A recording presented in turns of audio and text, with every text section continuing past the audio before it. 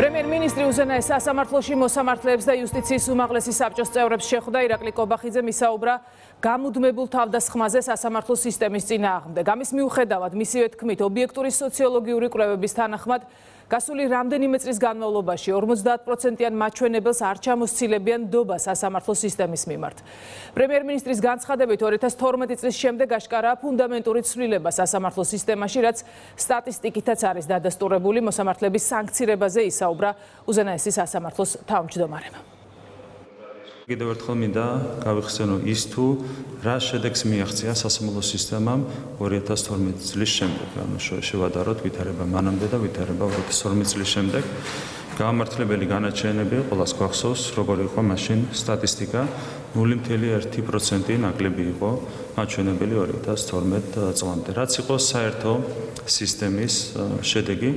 დღეისათვის მე რამდენიც ვიცი და ახლობით 9% შეადგენს გამართლებელი განაჩენების მაჩვენებელი, რაც უკვე შეესატყვისება იმ საერთო პრაქტიკას, რომელიც არის ევროპულ ქვეყნებში. ამ ყველაფრის მიუხედავად, მუდმივი და სტაბილური წინსვლის პროგრესის და ფუნდამენტური განსახების მიუხედავად, ჩვენ ხედავდით გამუდმებულ თავდასხმას სასამართლო სისტემაზე, სასამართლოს დამოუკიდებლობაზე, უფრო კონკრეტულად, მათ შორის ჩვენ ხედავდით საბჭოური მეთოდების გამოყენებით სასამართლო სისტემის ბრენდირების მცდელობას. გახსოვთ, რომ იყო კონკრეტული ტერმინები შერჩეული, რომლებითაც კონკრეტული ძალები ცდილობდნენ სასამართლო სისტემის სტიგმატიზებას. მოსახლეობის უმრავლესობა ყველა კვლევის თანახმად, რაც ჩატარდა ბოლო წლების განმავლობაში, ენდობა სასამართლოს მის დამოუკიდებლობას და ეს არის, რა თქმა უნდა, ფუნდამენტურად მნიშვნელოვანი ჩვენთვის. ჩვენ ხედავდით პირდაპირ უხეში ჩარევის მცდელობა სასამართლო დამოუკიდებლობაში მთელი ამ წლების განმავლობაში. ძალიან კარგად გვახსოვს ყველას რამდენიმე გახმაურებული შემთხვევა, მაგალითად მოსამართლე ჩხიკვაძის საქმე. როდესაც კონკრეტულ მოსამართლეს მოსთხოვეს ანგარიში კონკრეტულ საქმეს. ეს არის ქმედება, რომელსაც პირდაპირ გრძელავს საქართველოს კონსტიტუცია, თუმცა გახსოვთ, რომ კონკრეტული საელჩოს წარმომადგენელი მივიდა მოსამართლესთან და მას მოსთხოვა კონკრეტულ საქმესთან დაკავშირებით ანგარიში. საუბარია ამერიკის შეერთებული შტატების ყოფილი ადმინისტრაციის წარმომადგენელზე. დღეს ადვილია უფრო ამ თემაზე საუბარი, გამომდინარე იქიდან, რომ ჩვენ საუბრობთ ყოფილ ადმინისტრაციაზე, რომელსაც დღეს უკვე ამერიკის შეერთებული შტატების ხელისუფლება, მოქმედი ხელისუფლება აკრიტიკებს პირველ რიგში სწორედ დემოკრატიის მიმართულებით და სხვა სახელმწიფოების სუვერენიტეტის მიმართულებით არასწორ და უხეშ ქმედებებში. ეს საქმე წავიდა მოგვიანებით ისევ და ისევ სტრასბურგის სასამართლოში და სტრასბურგის სასამართლომ დაადასტურა, რომ მოსამართლე ჩხიკვაძის მიერ მიღებული გადაწყვეტილება, რასთან დაკავშირებითაც მას მოსთხოვეს ანგარიში, იყო აბსოლუტურად სამართლიანი. თუმცა ფაქტი რჩება ფაქტად. მიღებული იქნა სამართლიანი გადაწყვეტილება, მოსამართლეს მოსთხოვეს ანგარიში, მოსამართლე დასაჯეს ვიზიტის გაუქმებით. რა თქმა უნდა, ასეთი ფაქტები არის კატეგორიულად მიუღებელი. ჩვენ ვერავის მივცემთ იმის საშუალებას, რომ ასე უხეშად სცადონ შეჭრა ქართული მართლმსაჯულების დამოუკიდებლობაში. ქართული სასამართლო უნდა იყოს დამოუკიდებელი, არის დამოუკიდებელი და აუცილებლად იქნება მომავალშიც დამოუკიდებელი. ასევე ჩვენ გვქონდა მაშინ პარლამენტის წევრი ვიყავი, დისკუსიები ეგრეთ წოდებულ ვეთინგთან დაკავშირებით, რომელიც იყო შეფუთული ლამაზი სახელით, კეთილსინდისიერების შემოწმება. სინამდვილეში ჩვენგან მოითხოვდნენ პირდაპირ სასამართლოს დამოუკიდებლობის დათმობას. სამ უცხოელს უნდა გადაეწყვიტა ის თუ ვინ რჩებოდა სასამართლო სისტემაში და უფრო მეტიც შემდეგ ვინ დაინიშნებოდა გათავისუფლებული მოსამართლის ადგილზე. კონსტიტუციის პრინციპების წინააღმდეგ უნდა მოხდარიყო ეს ყველაფერი. დღეს გვეუბნებიან, რომ არსებობს გონივრული ეჭვი, ციტირებ, გონივრული ეჭვი, რომ კონკრეტული მოსამართლეები გარეული იყვნენ კორუფციულ გარიგებებში. არავითარი კონკრეტიკა და კონკრეტიკას რო თავი დავანებოთ, საუბარია გონივრულ ეჭვზე. მართლა ტრაგიკულია ეს მოვლენა, სხვა შეფასებას უბრალოდ ეს ყველაფერი არ იმსახურებს. მანამდე იყო ამერიკის შეერთებული შტატების წინა ადმინისტრაციის სანქციები, სავიზო შეზღუდვები.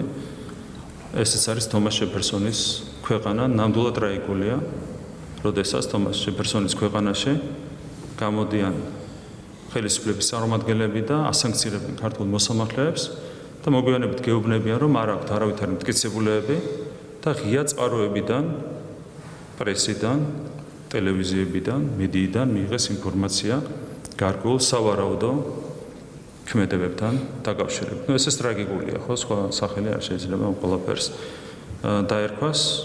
ჯეფერსონის ქვეყანაში არ შეიძლება ასე გადაწყვეტილებები მიიღებოდეს. ეს არის პირდაპირ შეიძლება ითქვას პოლიტიკური ჩარევის ცდელობა ქართული მართლმსაჯულების დამოუკიდებლობაში, რასაც ვერავითარი შედეგი ვერ ექნება და ამის გარანტია არის მთლიანად ხელისუფლება. სასამართლოს დამოუკიდებლობა არის ქვეყნის დამოუკიდებლობის და სახელმწიფო სუვერენიტეტის ერთ-ერთი მთავარი ელემენტი და ერთ-ერთი მთავარი ატრიბუტი.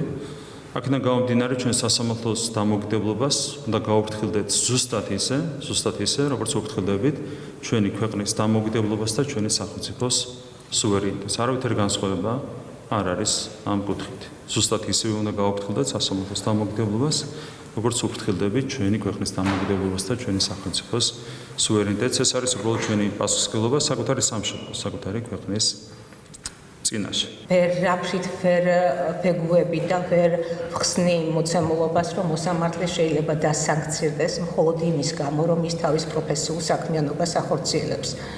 განსაკუთრებით იმ პირობებში და იმ ვითარებაში, როდესაც ვერც ერთი დასაბუთებული არგუმენტი ვერ იქნა დადებული რომელიმე გადაწყვეტილების უკანონობის თაობაზე და განსაკუთრებით შემაშფოთებელი და საწყენია ის, რომ პრიორიტეტულად ეს ზეწოლა მომდინარეობს ისეთი სახელმწიფოების და გარე აქტორების მხრიდან, სამწუხაროდ ესეც უნდა ვაღიაროთ, რომელთა დემოკრატიაც დღემდე ყოველ შემთხვევაში ჩვენ ასე ვიცოდით, რომ იდგა მოსამართლის ინდივიდუალური დამოუკიდებლობის დაცვის პრინციპებზე. მე მინდა თქვა, რომ საბედნიეროდ ზოგიერთებს დაავიწყდათ, რომ ჩვენ ამ შემთხვევაში საქმე გვაქვს ქართულ მოსამართლეებთან, რომელთათვისაც ღირებულია ის პრიორიტეტები, ღირებული არის პროფესიული პატივმოყვარეობა, გააჩნიათ პროფესიული თავმოყვარეობა და მაღალი საზოგადოებრივი პასუხისმგებლობა. ამდენად ჩვენ ეჭვი არ გვეპარება ჩვენი სისტემის მდგრადობაში, თითოეული ჩემი კოლეგის სიმყარეში.